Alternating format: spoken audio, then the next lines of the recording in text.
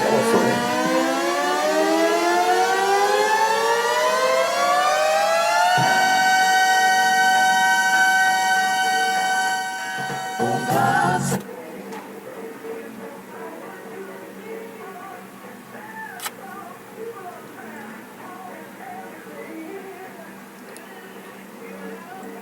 This is the Terry Buffaloe Show, and I want to get you some callers to call in. It's 252-533-9228, 252-533-9228. The topic today is reconciliation. Reconciliation. You know, in order to fix some stuff sometime, especially in human relations, whether it's one-on-one or whether it's with your neighborhood or your communities or your spouse, your loved one, your family, you know, reconciliation is important in the healing process.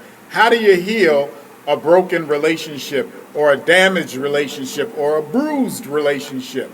You know, we kind of have this tendency of, you know, like, okay, from this point on, we're going to be all right. We're not going to do that anymore, you know, and we never get into the, what is the that?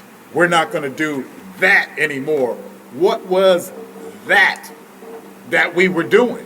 You know, and a lot of times we just take it for granted. Well, I'm just going to be good. It's like if you chastise a child and they'll say, I'm going to be good. I'm not going to do it. I'm going to be good. And it's like they never get to the bottom of what that actual behavior is, you know. And so I'm taking that topic of reconciliation and applying it across the board, you know, in terms of, you know, flowing right into our question about the relevancy of the church, you know, in our communities in 2017. And so is there a reconciliation in order there? You know, has there been, you know, people, they've written songs about it, talking about church hurt, you know, and so if there's been these different kinds of hurts that have gone on in this institution in our community, that it has impacted the relevance of its existence in our community, then, you know, we have to look at ourselves and say, what did I bring to the table? You know, how could I have been better at this, that, or the other, whether it's in your church or in your community? How could I have been a better neighbor? You know, how could I have been a better citizen in my community?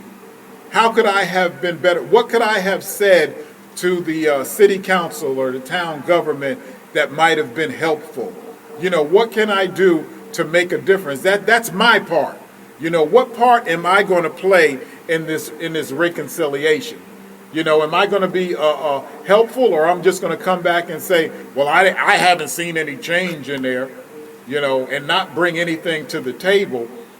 You know, so therefore, whatever institution or relationship this is, I haven't really done anything to impact it. All I did was stay.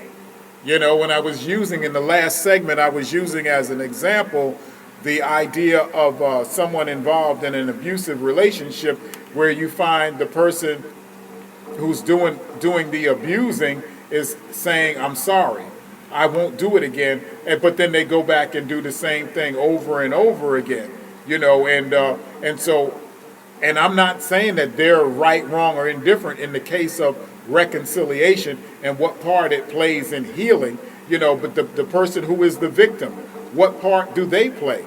You know, are they going back? Is it wise of them to continue to go back to an abusive relationship? You know, whatever, for whatever reasons, the feelings that they have for that person, or whether or not they have other things tied into it, such as children, or you know, just different things that you take into consideration, that you keep going back into this.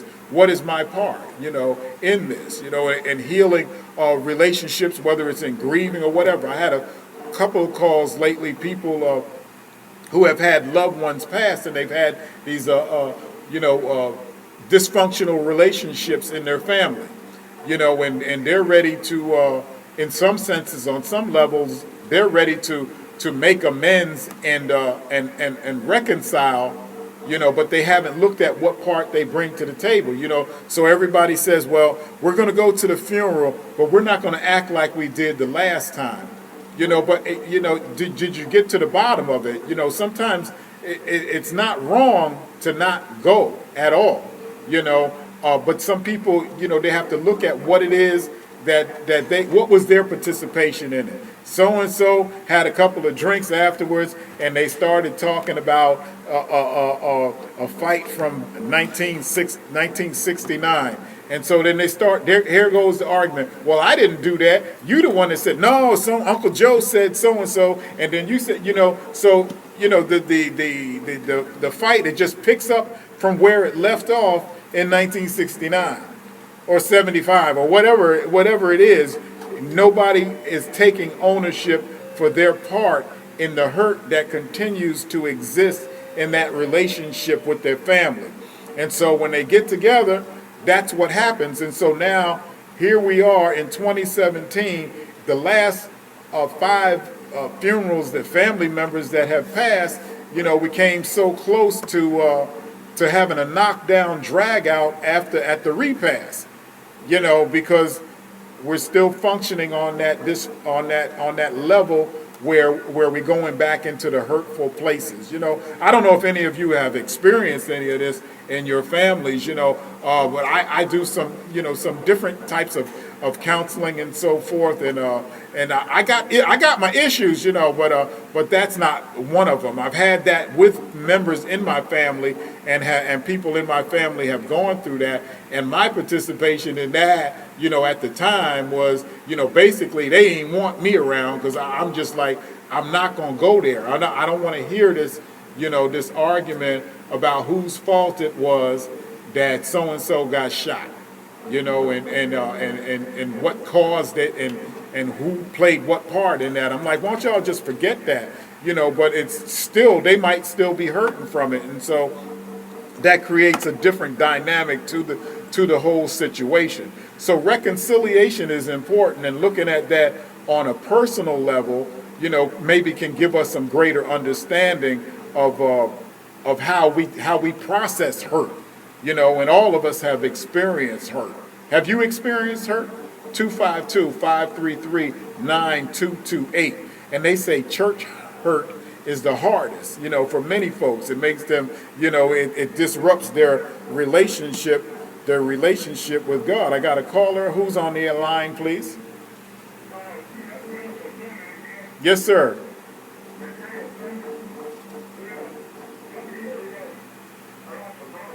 Mm-hmm.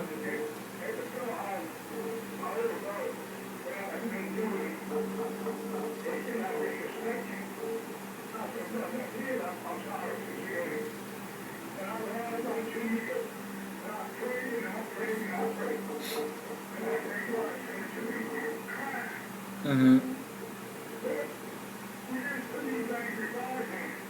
That is true.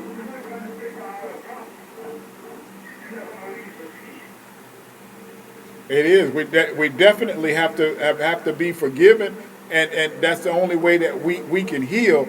But somebody, when they hurt by what we say or what we do, I got to ask them, what was it that I said? What was it that made you be, what was it how did I offend you so that I can not do that again? I really don't want to hurt you anymore. Please tell me so that I can understand. And then that person has to accept that I have made that apology, that heartfelt apology. I want us to heal. I want us to heal our relationship.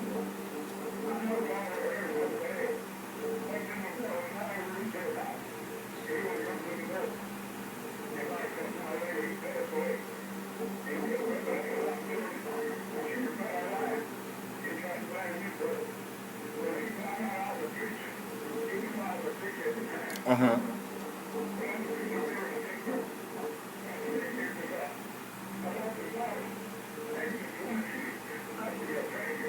Mm.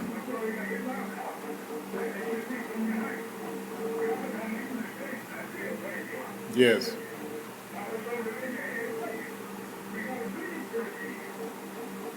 Yes, I do. I do understand.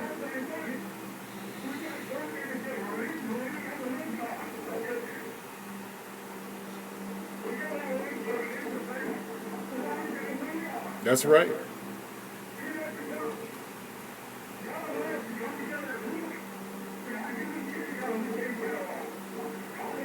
Yes, sir.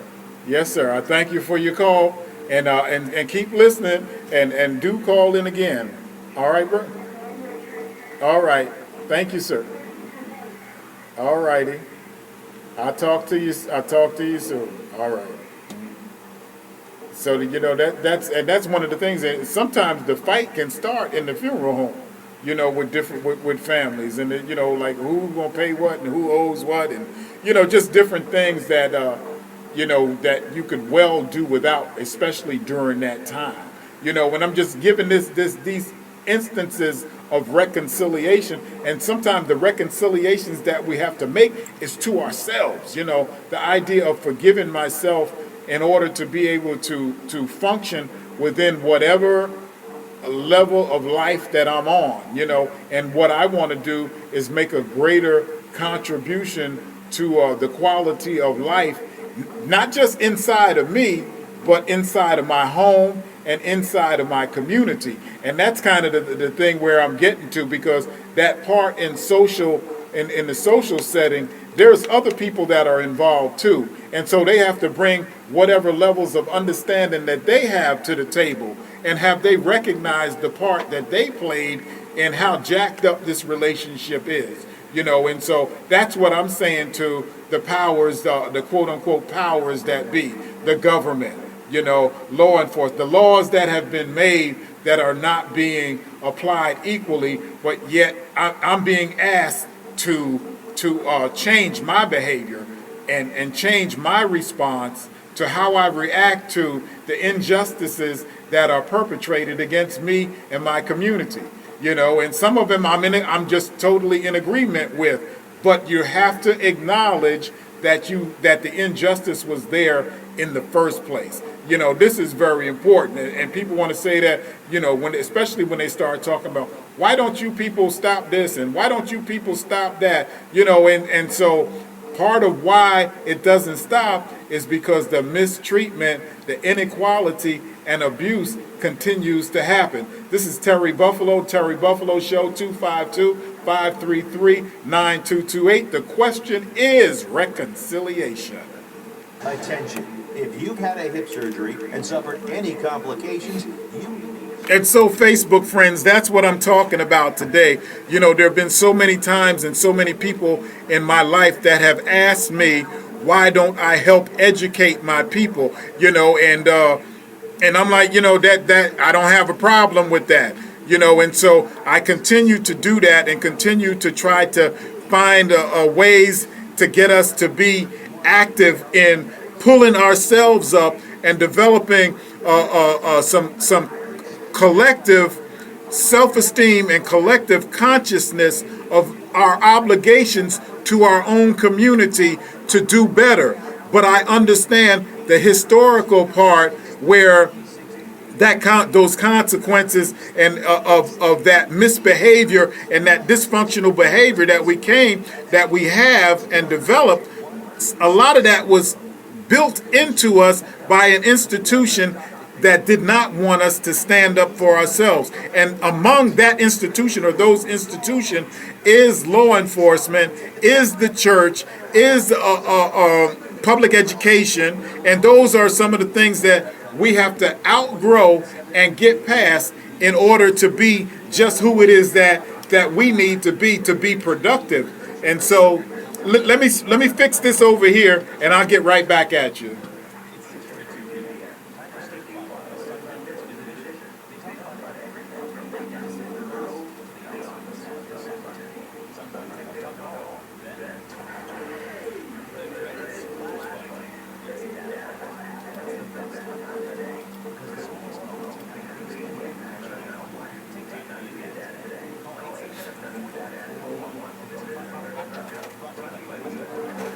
Getting ready to come back now. Stick with me.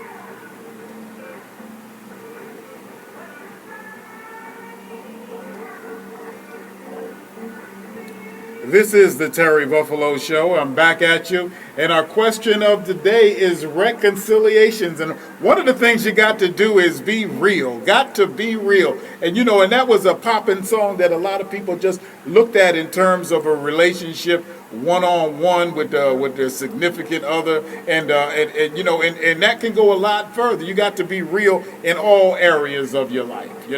And so what we're talking about is reconciliation and how to break that down and make that actually live for us in our individual lives as we share that idea with our family and friends and with our communities. We got to be real, and so the idea, I used to resent this. My mother would tell me, when I was a kid, when I leave out of the house anytime, going to school or going anywhere, she would tell me to be a good boy.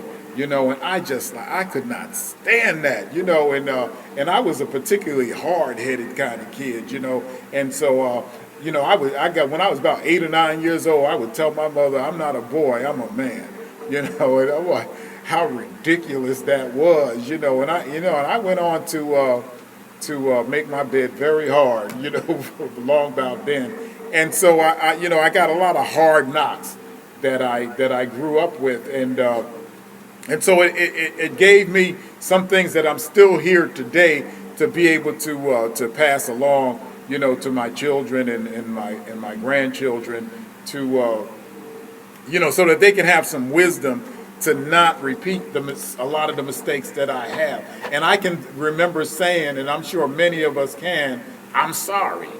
I'm sorry, for something that I did, and God knows I've apologized to my mother. Even after she is no longer on this earth, I still, sometimes I shake my head and I apologize for things that I said and did so many years ago, that they were, I just blew them off as a child, not recognizing, the damage that I was causing. And so in terms of, even in political maturity or immaturity, people can get that power to make decisions in other folks' lives, and they can do things that they don't realize the impact, the trickle-down effect, whether it's in your local government or in your national government, that things that they do that really hurt people. I mean, really hurt people. I'm not talking about hurt your feelings. I'm talking about taking away your medical care. I'm talking about making it hard for you to have a decent job or earn decent wages. Government officials that are doing these things, and it's just like, whether it's meanness or a lack of understanding of what's going on, people are impacted by the decisions that are being made by folks, and so reconciliation, as you ask or request, and sometimes they don't even care anymore. The fact is that anybody who is opposed to any of their positions, they could care less that you don't like what they're doing, because what they're doing suits them and their supporters just fine. So what your opinion of it is irrelevant to them. So you can, and I was, one of the indications that kind of opened the door to this vein of thinking was when President Trump was talking about the Senate health care bill, the remix. When he was talking about that, he was saying that it was mean, and he called it a SOB. But by now, I mean, I've seen so much flip-flopping and backpedaling, from President Trump. I don't think that it was an indication that his conscience had been pricked. So. But that was the kind of thing that I'm talking about in terms of reconciliation. If you see something is mean and thoughtless and inconsiderate of other people, what are you going to do to fix it? What are you going to do to fix it? And so the thing that I have to do on my side is come to terms with, this here is a problem. This problem needs to be fixed. What can I do? So, okay, I'm going to change my way of thinking and my way of action. I'm not just going to whine and complain and say, oh, this is unfair, this shouldn't be done this way. I'm going to try to do something. I'm going to get involved and say things to people and to try to shake and wake people up. Or, and as I say, stay woke, get woke, stay woke, be woke, about the things that are going on, because we can change our MO all the time. But if somebody that's in a particularly in a governing position, if they don't recognize the damage that they cause in their decisions, they just, how could they change it if they don't see anything wrong with it?